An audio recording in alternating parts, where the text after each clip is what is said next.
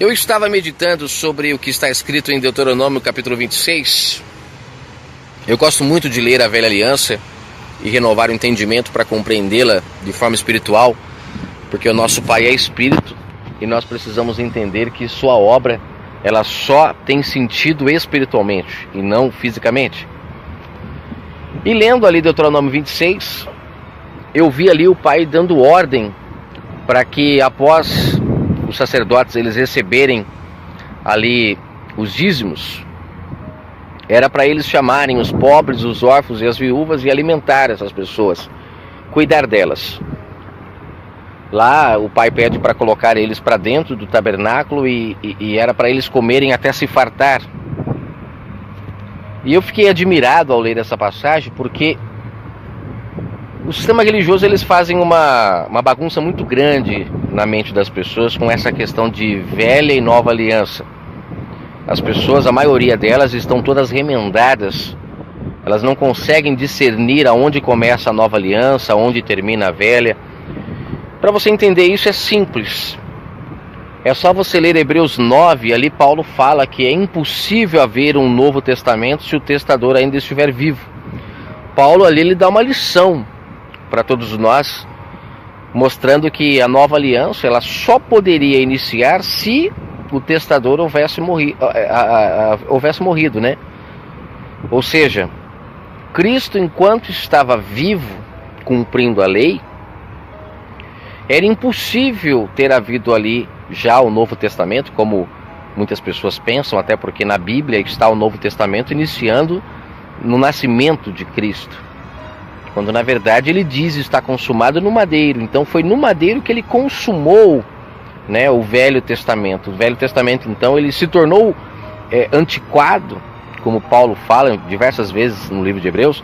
Ele se tornou velho e já estava para se acabar a partir do madeiro. As pessoas não poderiam mais se basear na velha aliança para se salvar. A nova aliança é que de fato gera filhos espirituais, não a velha.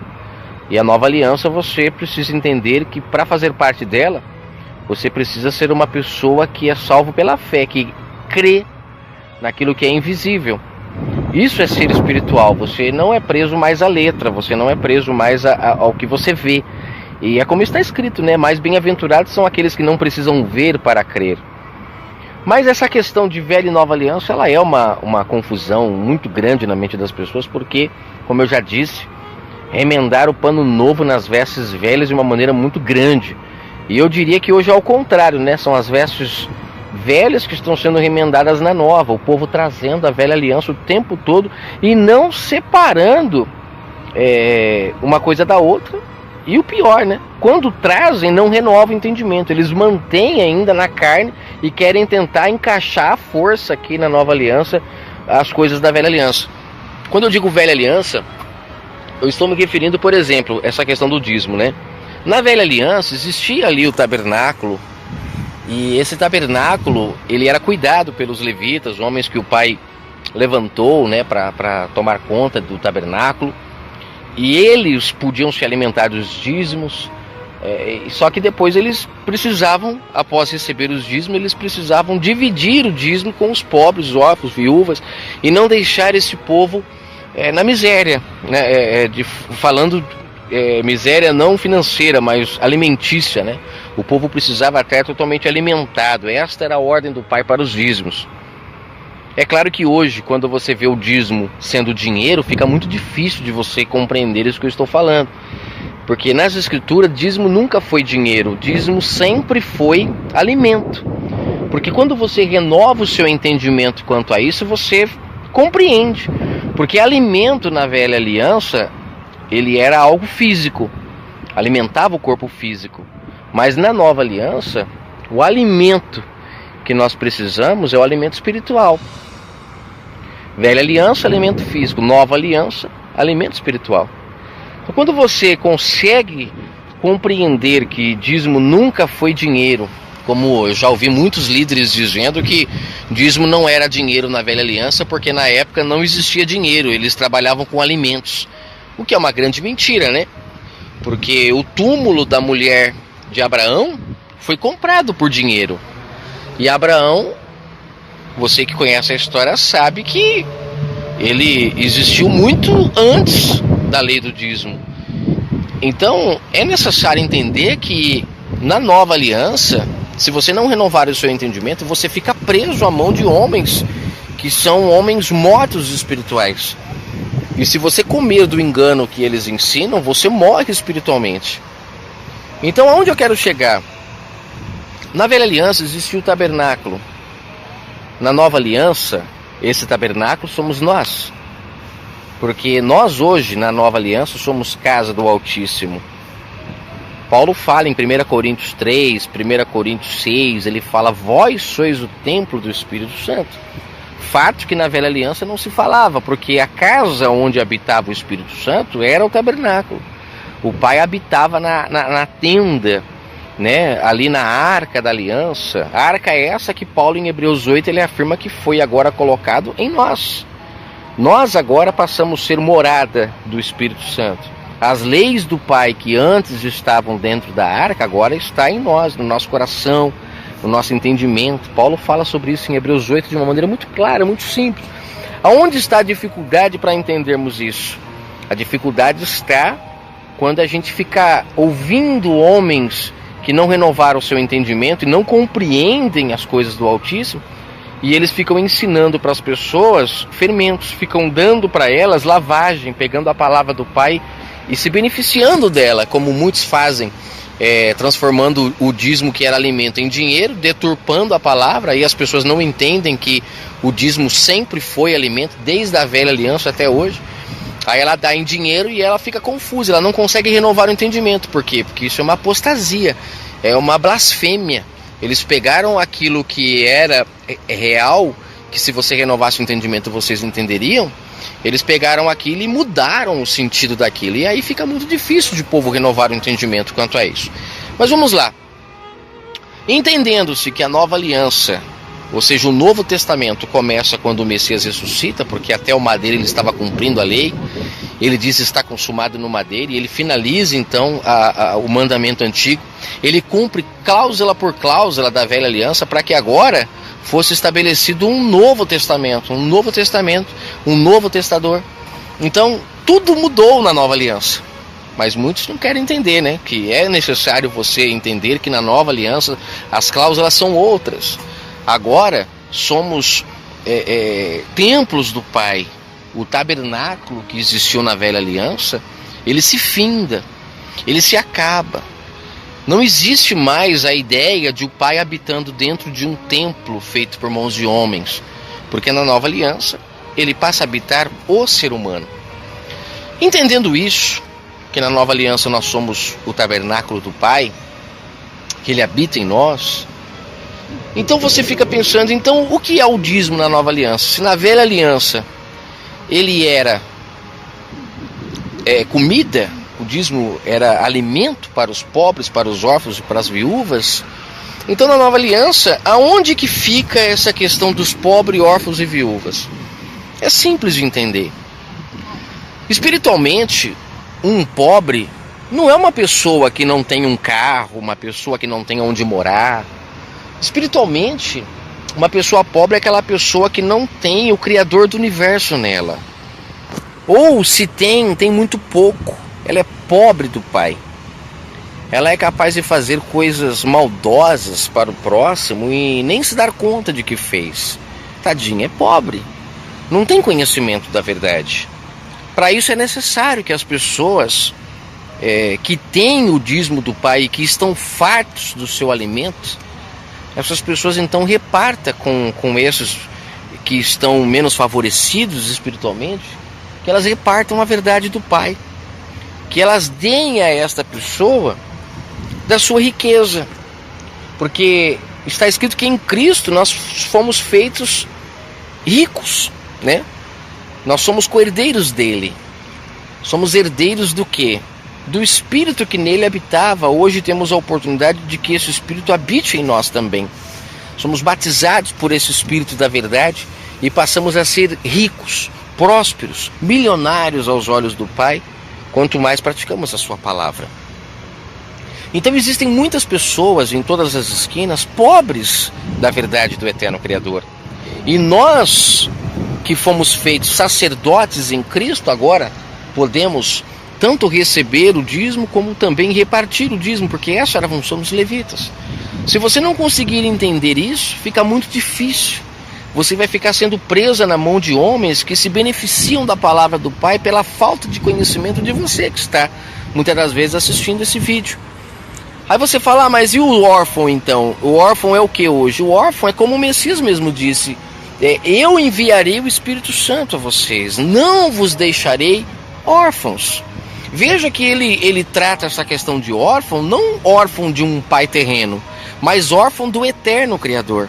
Porque ele fala que o Espírito Santo, o Espírito do Pai, ele iria fazer com que as pessoas não fossem mais órfãos. Porque agora o Espírito do Pai é que falaria com elas. E elas então teriam um pai para consultar. Não mais um pai homem. Não mais um pai terreno, como o Messias deixou claro em Mateus 23. Não chameis ninguém de pai.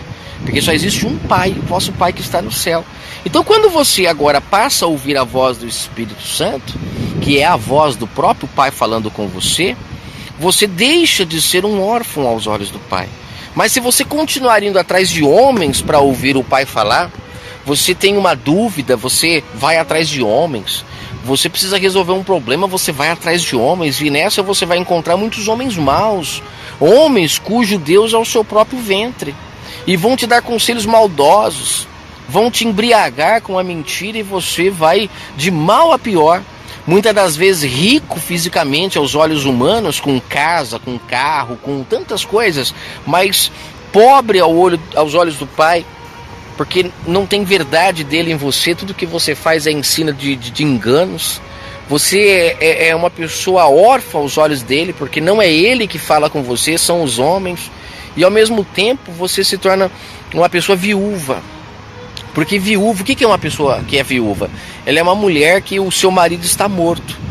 E nós sabemos que o nosso eterno Pai, ele se coloca como marido daqueles que o querem buscar.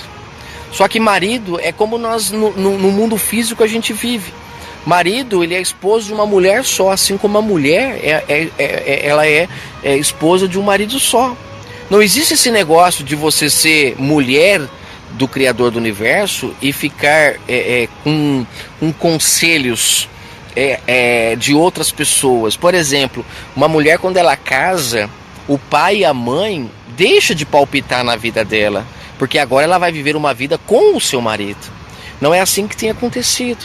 Muitas pessoas, elas dizem que buscam o eterno Criador do Universo, mas elas vão ouvir dele por bocas de outras pessoas. É como se elas tivessem ali o pai e a mãe palpitando, olha, você tem que fazer assim para ser salvo, viu? Olha, você tem que viver de tal forma para ser salvo. São conselhos de pai e mãe que de verdade no madeiro não era mais para existir, porque quem quer se casar com o pai, o busca em espírito e em verdade, e o busca de forma íntima. Você está entendendo?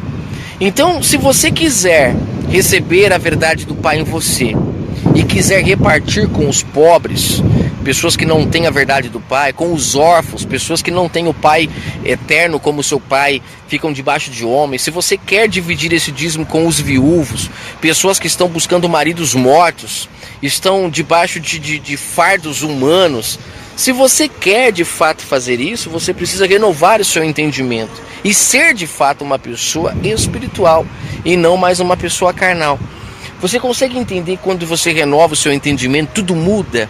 Porque o Pai sendo espírito, pobreza para ele não é uma pessoa que mora na favela.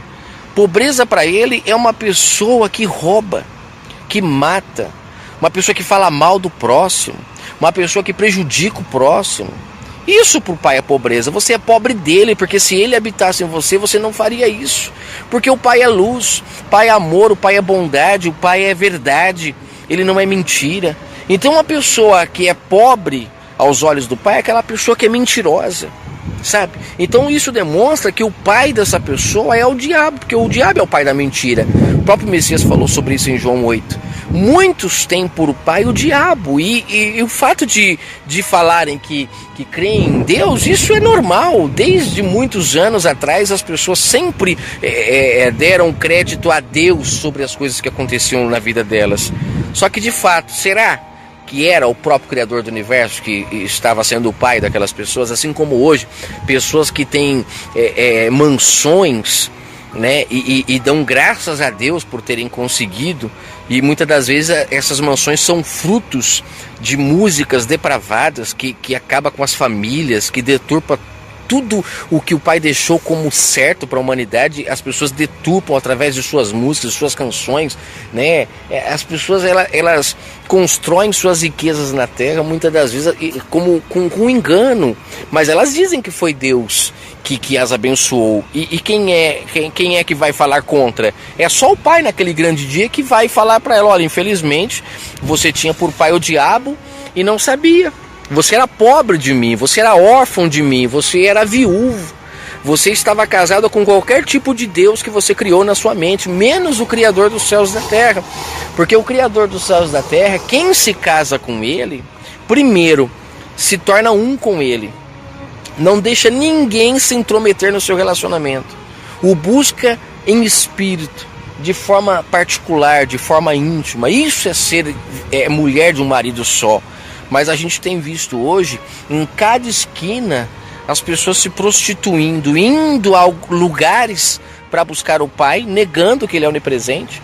As pessoas vão a esses lugares e ali se relacionam com o eterno Criador, no meio de um monte de pessoas. Será que o eterno Criador, de fato, foi isso que ele pediu? Será que foi isso que ele pediu? Ele disse para nós buscarmos ele em espírito e em verdade. Só assim o encontraríamos. E ele disse lá em Mateus 6 que era para entrarmos no quarto para buscarmos a ele. E o quarto ali é local de intimidade, é você se relacionando com ele de forma privilegiada, porque a esposa tem privilégio com o marido, não é verdade? Então eu fico prestando atenção e vendo que as pessoas elas não renovam o entendimento. E uma das coisas que mais dificulta as pessoas para renovar o entendimento é estarem com a mente toda fermentada, toda remendada com a nova e a velha aliança. Não consegue separar quando foi que nós fomos comprados para sermos templo do Pai, e que tudo o que acontecia na velha aliança com um templo fora das pessoas é porque o Pai não podia habitar nas pessoas. O ser humano era carnal. O Pai não podia habitar no ser humano, então o Pai habitava fora delas, na tenda, na arca da aliança. Mas na nova aliança, após nós sermos comprados para ser o templo do Altíssimo, impossível que a gente continue com a mentalidade antiga. Ou você renova o seu entendimento, que é mudar o odre, é colocar um odre novo para receber o vinho do Pai e poder ser um filho espiritual, ou então você continuará pobre, órfão e viúvo aos olhos do Pai. Que o Pai fale ao seu coração. Eu estou aqui para dividir com você um pouco daquilo que Ele me deu, para dizimar com você. Se você neste momento aceitar que você é pobre, órfão e viúvo, eu não sei o que você mais sente aí que você é, que você possa mudar, que você possa aceitar esta palavra. Muitos não aceitarão. Muitos preferem os amantes. Assim acontecia com Israel na velha aliança e assim acontece hoje. Mas o Messias, gente, ele veio chamar a sua noiva. Desde o madeiro já houve o casamento com os povos de dentro do aprisco, aqueles que aceitaram buscar o Pai em espírito, e os povos fora do aprisco, aqueles que aceitaram ouvir a voz do bom pastor e segui-lo, como ele disse em João 10,16. Ainda tem algumas ovelhas de fora do aprisco, que me convém juntar a essas para então dar início a um novo povo, um povo adorador espiritual. Muitos ficariam no engano com os falsos pastores que ele diz em João 10, pessoas que matam, roubam e destroem a vida das pessoas. Muitos continuariam na mão desses homens, dos mercenários. E assim o é até hoje. Pessoas que na hora da dificuldade vão atrás desses homens e eles fogem. Nada mudou. Agora aqueles que resolvem buscar o verdadeiro pastor, que resolvem ouvir a sua voz e segui-lo, a voz que diz para nós amarmos uns aos outros, não prejudicarmos ninguém, sermos fiéis às pessoas que conhecemos. Ele pede para a gente ser justo, honesto, pessoas de caráter. Todas as pessoas que resolvem seguir a palavra do Verbo da Vida, pode ter certeza que essas pessoas, elas têm Pai, que é o Espírito do Pai que fala com cada uma dessas pessoas. Agora elas têm marido, e agora elas têm riqueza. São pessoas, muitas das vezes aos olhos humanos, pobres, porque são pessoas que não querem fartura na terra. Elas aprendem a dividir. Mas aos olhos do Pai são milionárias, são ricas em Deus.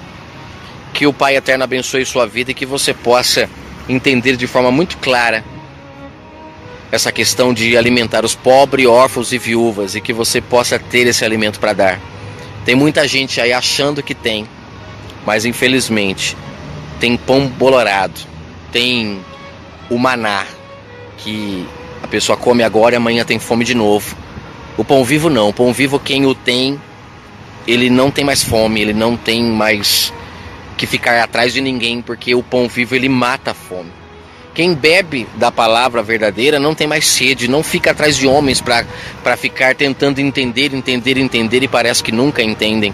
É porque estão bebendo água apodrecida, estão comendo pão embolorado. O Pai quer dar o pão vivo, para que você não tenha mais fome e possa viver livre, porque quem é livre, de fato, tem o Espírito do Pai, porque como está escrito, onde há liberdade, aí sim há o Espírito do Pai. Não é liberdade para fazer coisas erradas, é liberdade de saber o que é certo e o que é errado, porque agora você se tornou casado. O marido, ele ensina a esposa, a mulher se torna submissa, nos tornamos submissos à palavra do Pai. O filho passa a ser submisso ao Pai, que ensina o caminho que nós devemos andar, e nós não nos desviamos dele, porque temos um Pai de verdade, um Pai que nos ensina o caminho de fato que devemos andar, e nos tornamos ricos, porque o nosso Pai, ele é dono do ouro e da prata, mas não esse ouro e prata que nós conhecemos aqui na terra, mas é a sua verdade, que vale mais do que tudo. Que o Pai abençoe a sua vida.